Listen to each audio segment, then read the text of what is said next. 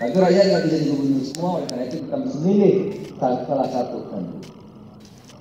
Oleh karena itu kedaulatan rakyat itu ya setelah melalui pemilihan umum pindah dia kepada saudara nanti yang dilantik menjadi gubernur. Jadi tapi sesungguhnya yang berdaulat adalah rakyat yang berkuasa mereka, karena mereka lah yang menentukan terpilih atau tidak pejabat-pejabat.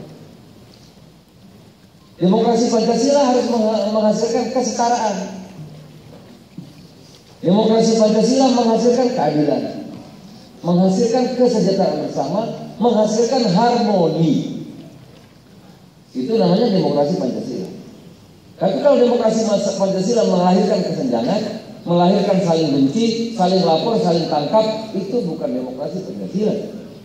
Itu demokrasi transaksional. Demokrasi transaksional melahirkan selingkuh. Nah, itu. Selingkuh.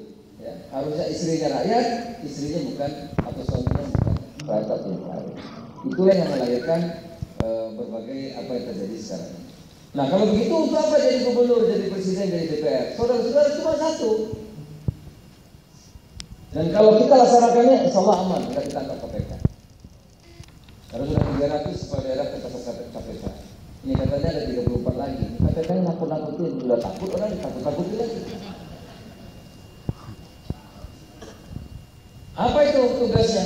Sesuai dengan sumpahnya taat kepada konstitusi dan taat kepada peraturan undang-undangan. Tugas kepala daerah, DPR dan lain-lain cuma satu. Apa? Melayani rakyat dan melayani negara sesuai dengan konstitusi dan peraturan undang-undangan yang berlaku. Titik, nggak pakai koma.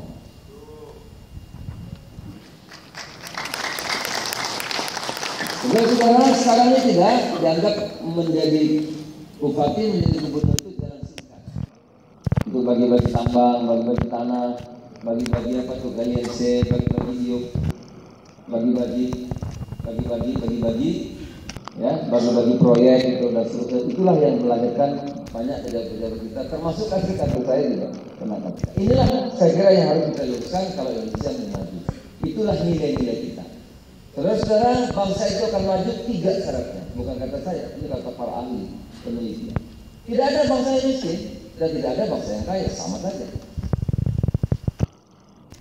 Jadi lagu kita tadi, Lampung saya kayo raya itu saya kira mesti dikoreksi. Banyak yang miskin di Lampung kan? Banyak yang miskin. Jadi kaya atau tidak bangsa itu? Karena bangsa itu nggak ada yang kaya, nggak ada yang miskin, Pak. Pasien Mobil mengatakan bangsa itu maju kaya atau tidak tergantung yang ngelolanya. Bagaimana mengelola negara itu?